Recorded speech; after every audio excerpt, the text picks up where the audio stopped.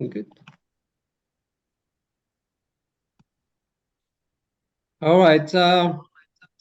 Maybe some of you are familiar with this quotation by Hippocrates, and this was written 460 to 435 BC. He said, "Let food be thy medicine, and medicine be your food." This was really literally translated that he said, "I will apply dietetic and lifestyle measure to help the sick to my best of my ability and judgment. I will protect them from harm and injustice." So even this, the father of medicine, father of modern medicine, has said this before, and it has been confirmed in our modern scientific studies that food can be your medicine. Um, and this is a very I don't know if you have encountered this quotation by Wendell Berry. People are fed by food industry who pays no attention to health, and are treated by the health industry which pays no attention to food. This is really very true quotation, and probably you have observed this in our healthcare system, that we don't really we're not particular with food, with our diet. And that's a very sad reality. But before going further, we just have to define terms when we just how to get this.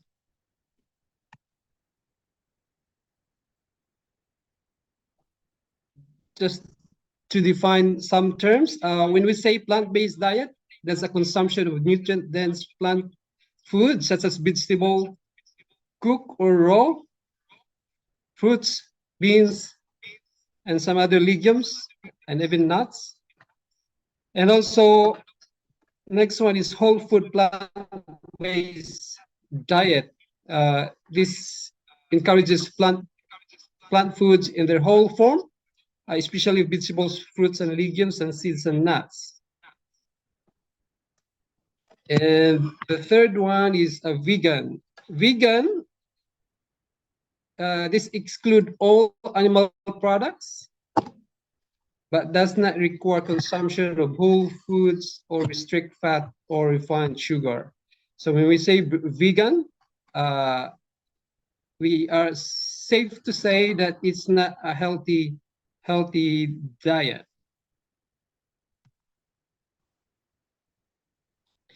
And also we have raw food vegan, the same exclusion as veganism, as well as the exclusion of all food cooked in temperature more than 118 degrees Fahrenheit. We also have lacto-vegetarian. So those vegetarians who still eat vegetables, but they fruits and vegetables, but they exclude eggs,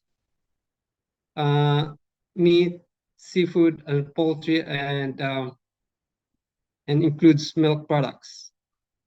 Ovo-vegetarian, they exclude meat, seafood, poultry, dairy products, and including eggs.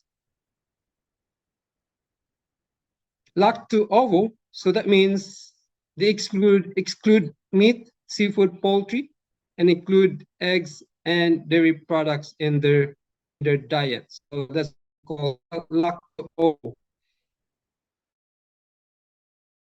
Popular diet, similar to whole food plant-based diet, but they allow small amount of like chicken, dairy products, eggs, and red meat once or twice per month.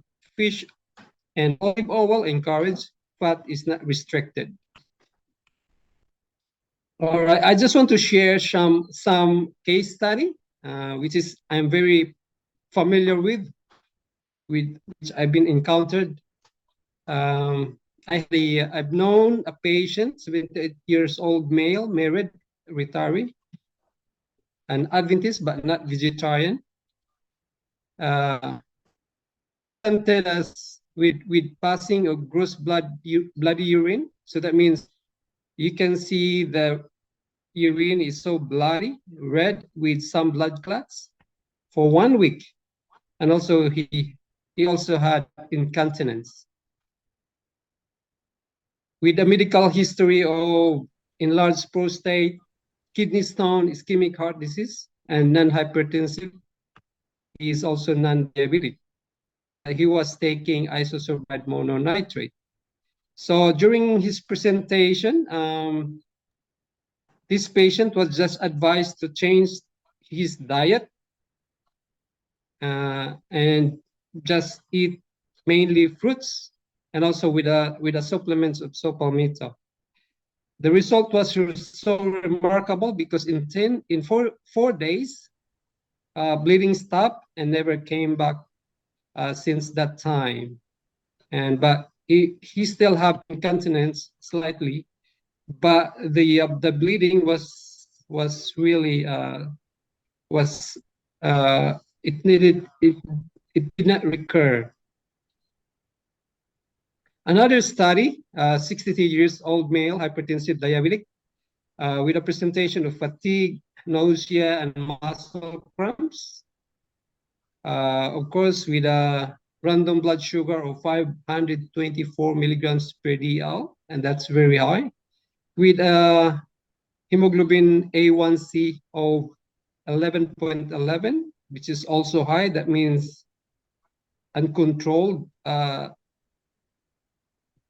elevation of blood sugar level. Total cholesterol of 283. That's a very high. And blood pressure 132 over 66, BMI of 25. He was taking a high blood pressure medication like lisinopril, HTH, which is diuretic, and amlodipine, which is a calcium channel blocker. And he was also taking anti-diabetic medication that includes metformin, glipizide, and insulin 10 units. For cholesterol, atorvastatin. And he was advised just to have a plant-based diet and exercise for 15 days, for 15 minutes twice a day. And in a 16-week period, there was a significant improvement in biometric outcomes with a blood pressure of below 120 over 60 and hemoglobin A1C improved to 6.3 from 11. So that's a very remarkable improvement in terms of hemoglobin A1C. So this is a measurement. Hemoglobin A1C is the red blood cells, the blood sugar attached to your red blood cells. And that can be accurately monitor whether your blood sugar is controlled or uncontrolled for 3 months. And with a total cholesterol improvement to 138 from 200 over milligram per dl. So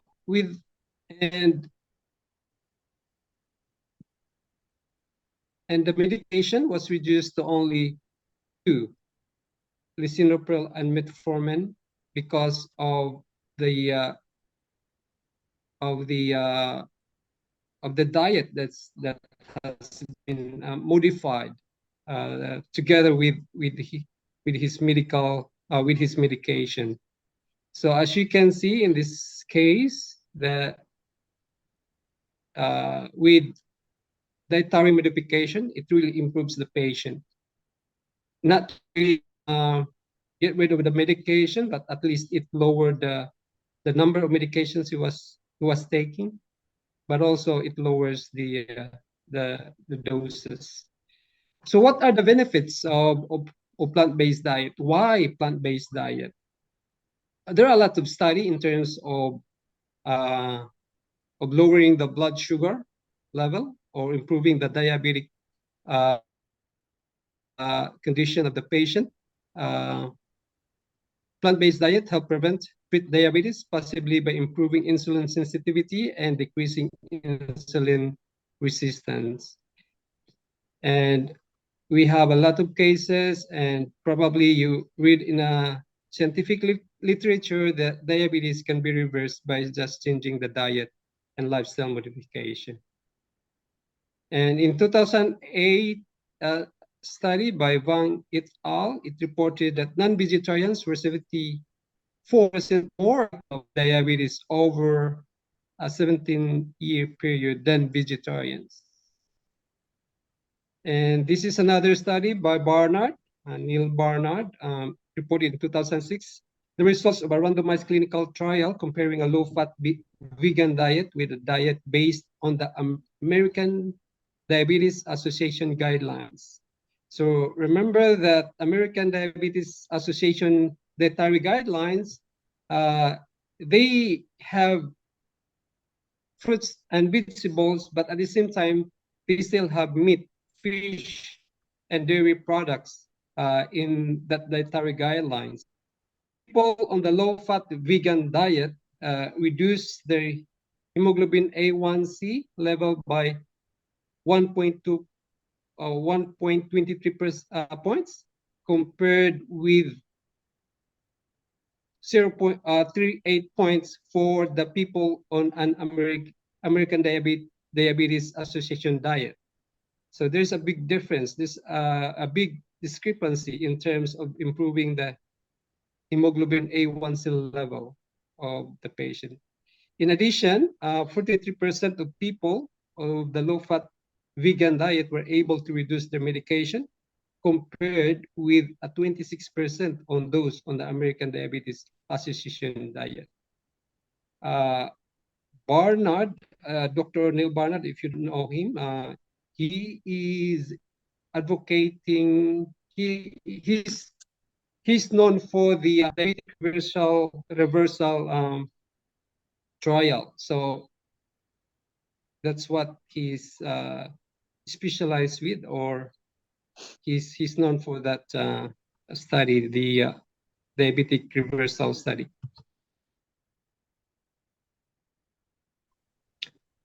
How about there are a lot of study that improves the blood pressure by just changing the diet to a plant-based diet. Vegetarian diets were associated with lower systolic blood pressure and lower diastolic blood pressure. This is from the Dietary Guidelines Advisory Committee, performed a literature review to identify articles examining the effect of dietary patterns on blood pressure in adults. How about heart disease?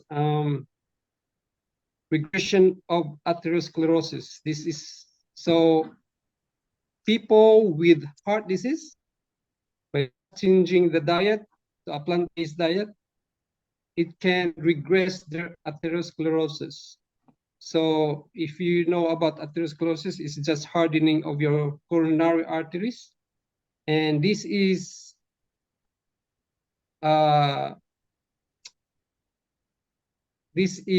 done by Dr. Ornish, Lifestyle Heart Trial.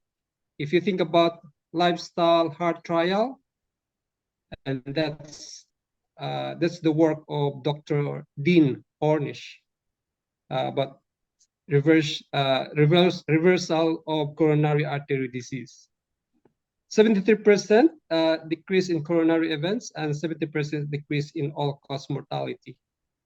That's a big and remarkable improvement in terms of coronary events and all-cause mortality. This is done by Lion Diet Heart Study, a prospective randomized secondary preventive trial by the Longerell. All right, this slide, as you can see, this is a blood sample taken from a patient, And I'm the one who took this picture when I still work in the laboratory. So when I see the blood specimen, I can see grossly that that has something wrong with that blood sample. So after you take the blood sample from a patient, you need to settle it and centrifuge it to spin it and separate the red blood cells. As you can see, the red bottom part of the dark, the black part, that's the red blood cells and separated from the serum. So the serum part, the serum, the above, the serum, which is the above part, is used to be clear. As you can see, the normal serum, you can still see the print from behind. But on the right, the two right tube, you can see that it's cloudy. As you can see, it's greasy, and you cannot see the print from behind. So that means there's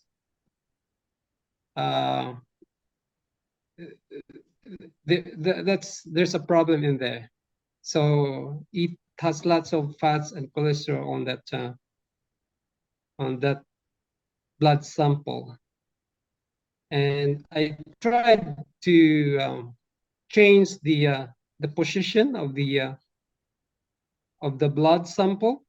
As you can see in the normal serum, it changes the fluid.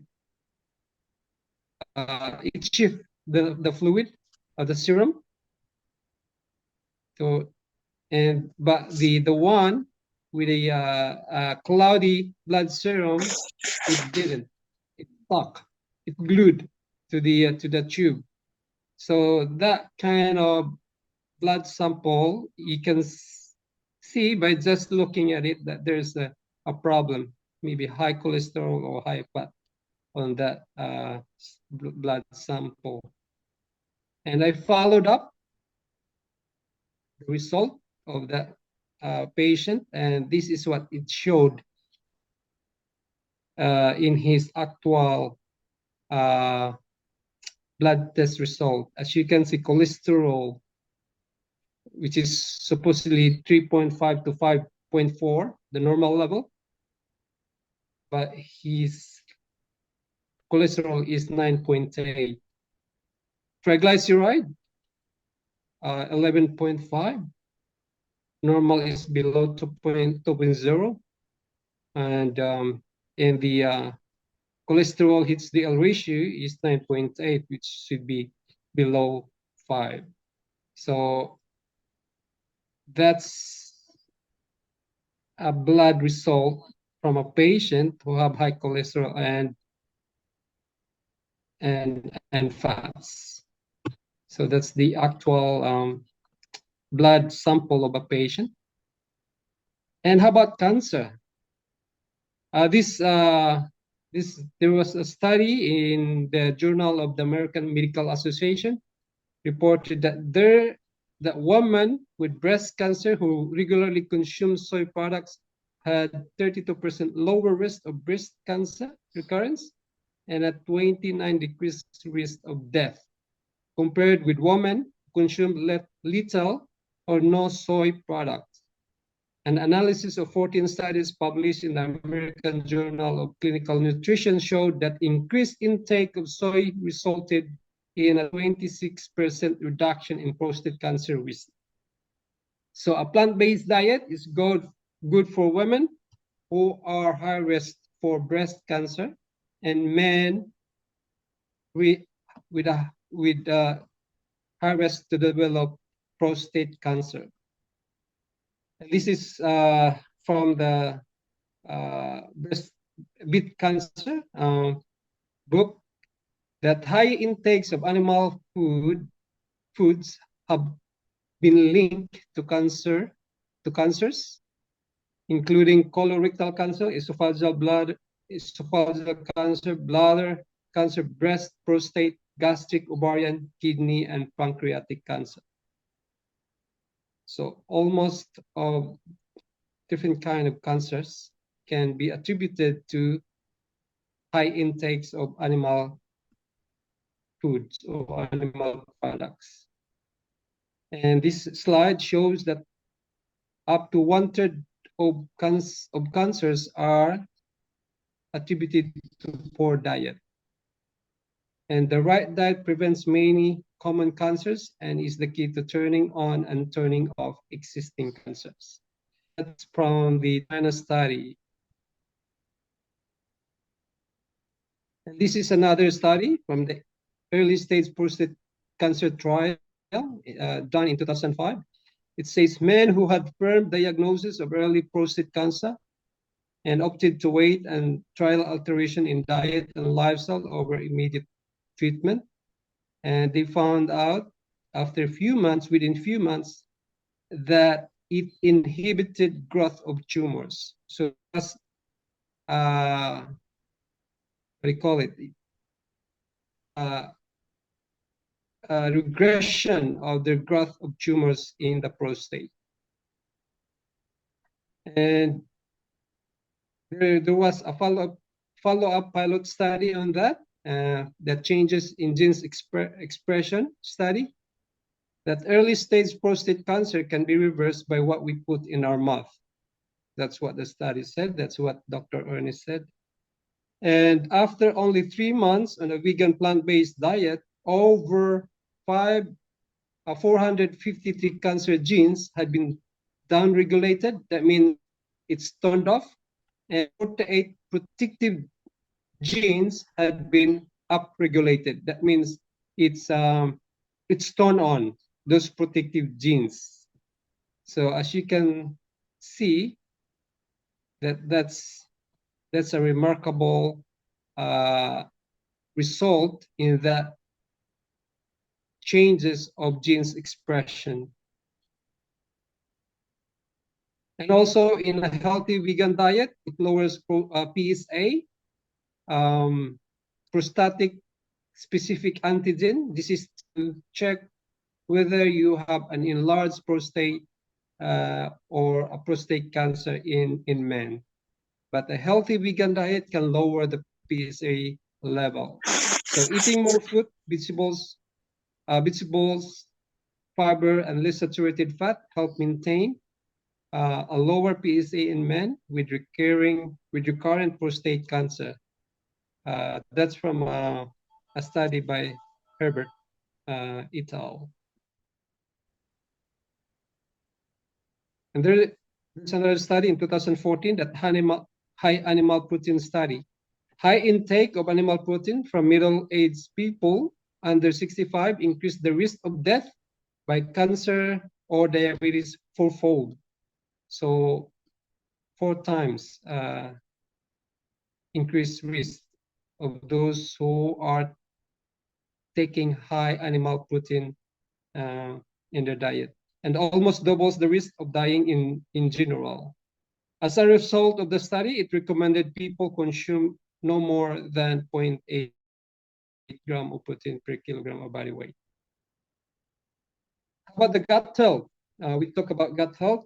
It's very popular now. Because gut health has a direct link between our had a direct link to our brain cognitive function. So the gut microbiome perform many important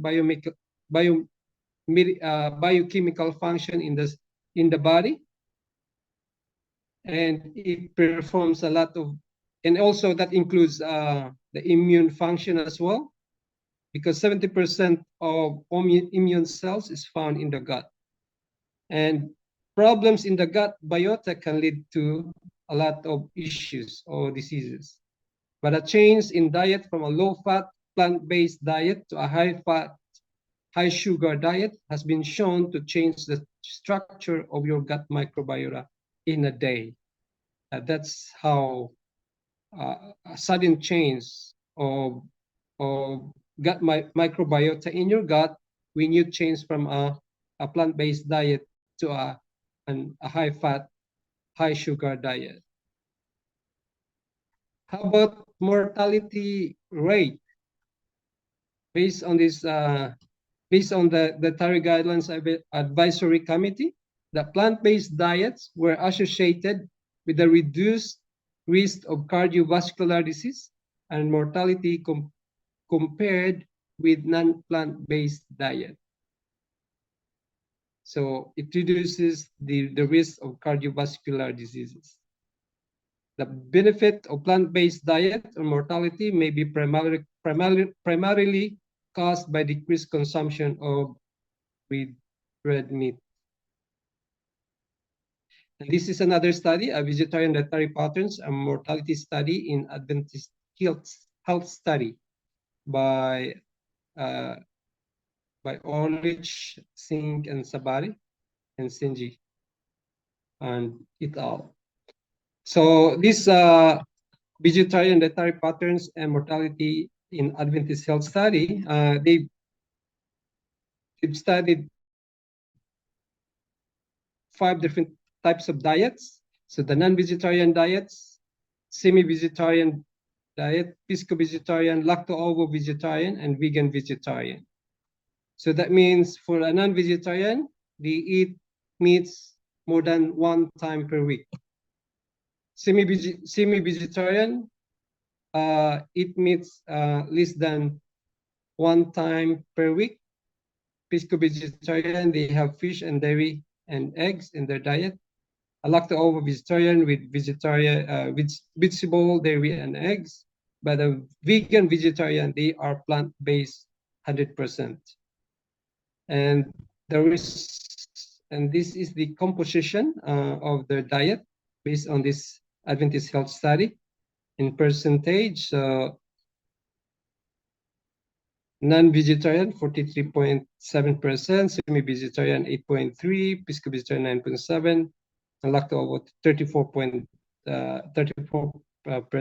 vegan 4.3%. And this is the result, the outcome of the study. Prevalence of high blood pressure by type of diet. As you can see, the vegan is able to reduce the high blood pressure by the high blood pressure prevalence by 75%. And also the death rate per 1,000 person years by type of diet. As you can see, that vegan, lacto-ovo-vegetarian, and pisco-vegetarian were able to reduce the death rate by almost 20%. So in conclusion, in this Adventist health study, that in a large American cohort, we found that vegetarian dietary patterns were associated with lower mortality. All right, there's some questions and health concerns when they are into a plant-based diet. The question about the protein. I don't have the slide to compare to you the protein content in a plant-based diet and in animal protein diet, but the plant-based diet have higher protein content compared to the animal food products. The same thing with iron. It says the American Dietary Association states that iron deficiency anemia is rare even in individuals who follow a plant-based diet. So there's a low incidence of iron deficiency anemia in patients who are following a plant-based diet. And vitamin D, there was also a study that vitamin B12 deficiency is common in a in an animal, in a non-vegetarian people. And calcium and vitamin D, there's no issue with the calcium and vitamin D deficiency in plant-based diet. And the fatty acids, we have a lot of sources of fatty acids, especially the omega-3, which can be found in flaxseed, chia seeds, walnut, and even canola. So there should be no problem with fatty acids, the healthy fat that we can get from plant-based diet.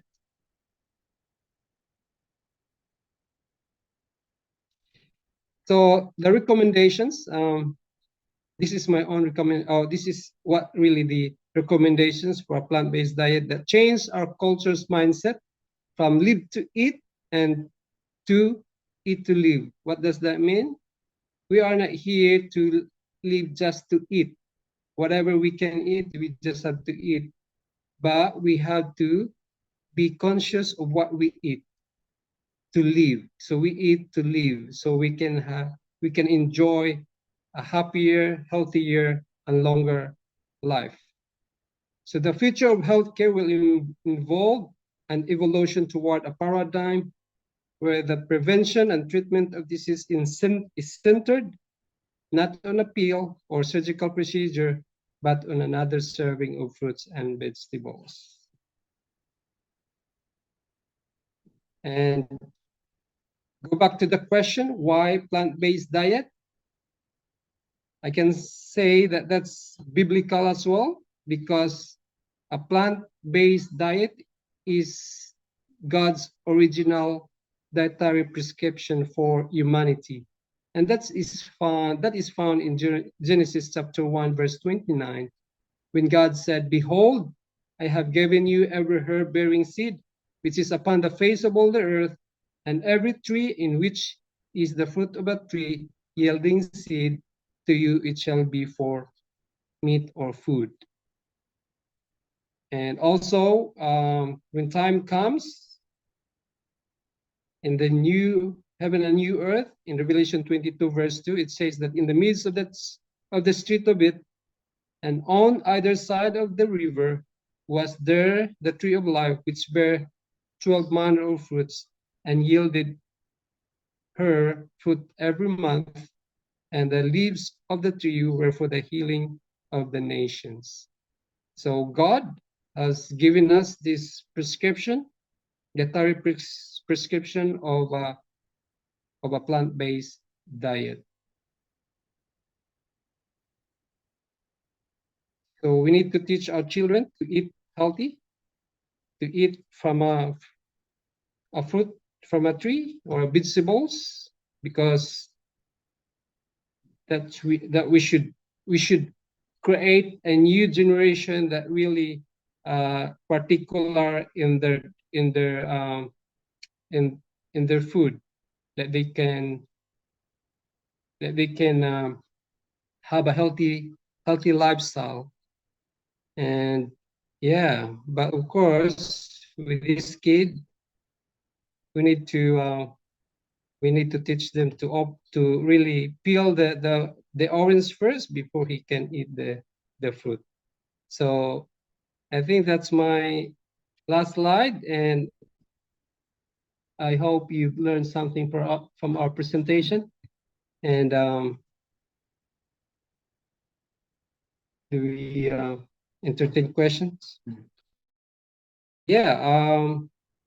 If you have any questions, just raise your hand. Thank you, Brother Noel. There's one question on the chat from Carrie. She says, I have a question about canola oil. I thought seed oils were no good. Most of the seeds most of the oil are coming. I have to be careful with this. I'm not really sure, but as long as you are using an organic canola oil, that would still good. And I think seed oil or nut oil are good source of oil as long as they are organic. The problem with the canola oil, we have most of them are genetically modified food product.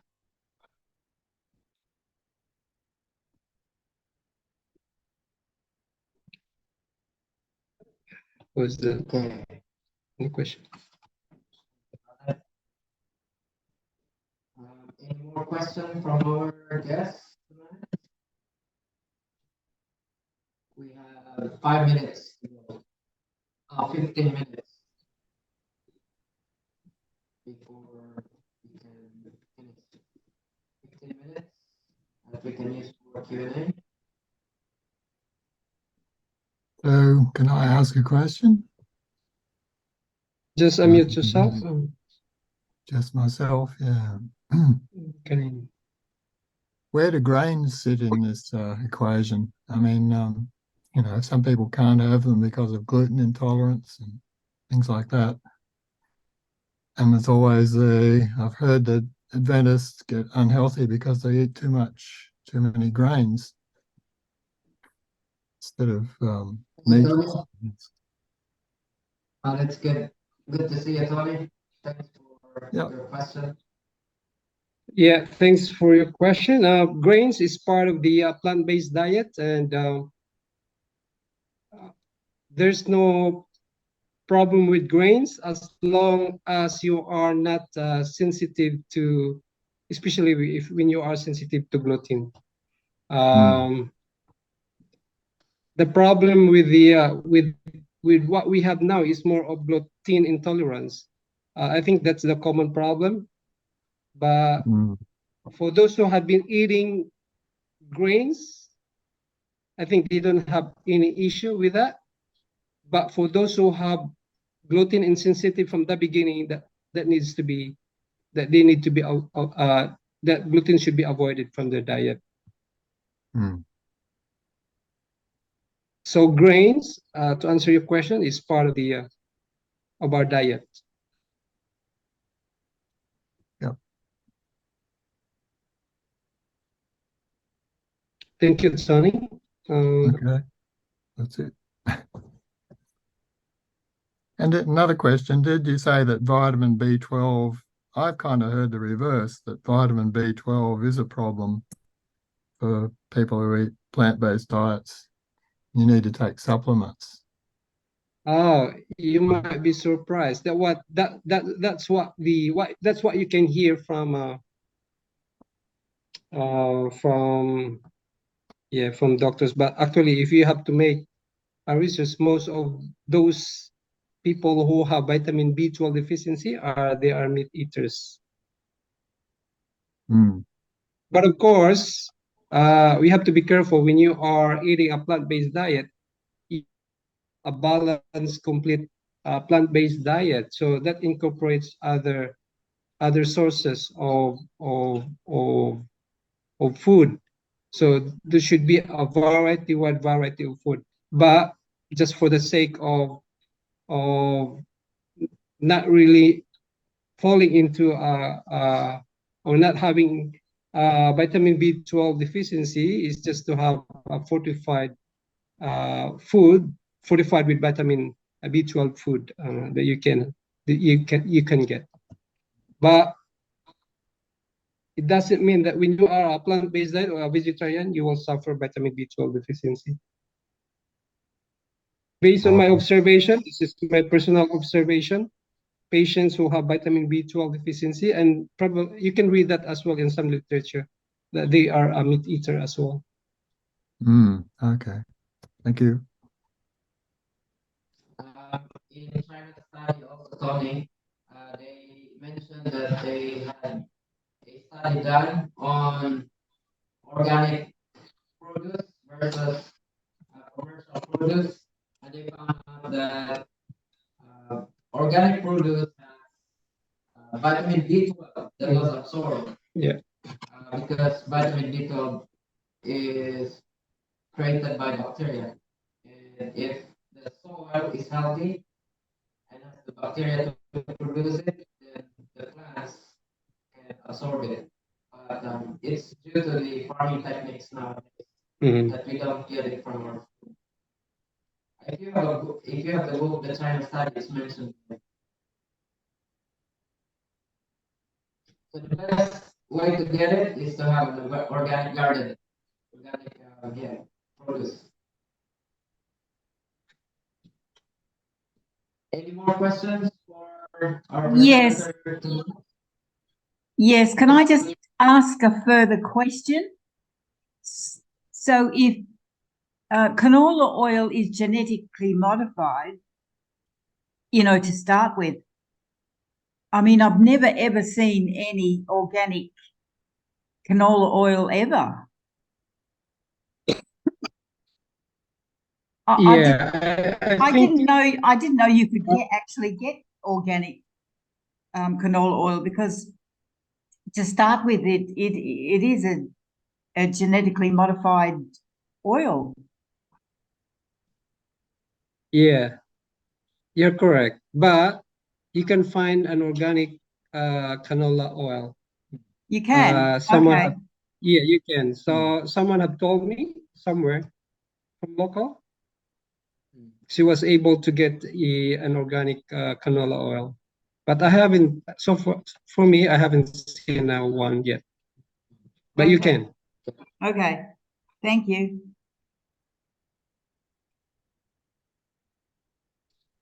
Thanks for all your questions. Any more before we finish?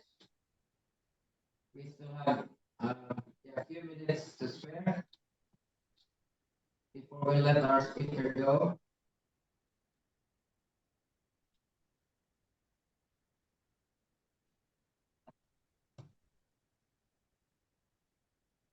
That was really awakening about the blood sample there. Mhm. That really stuck with me. And even just 1 meal can affect your blood, right? Yes, just 1 meal. So every meal matters. That's why when you have to do a blood test sample, you need to fast. But that's not really a good measure. That's not a good time to measure your blood blood test, because you have not eaten, and sometimes it will not reflect right away. But most of the time it will reflect what you have been eating for the last few days before the blood test. But even just a meal prior to the blood test, it will reflect in your blood sample the fatty, high cholesterol food diet in your blood sample. Okay.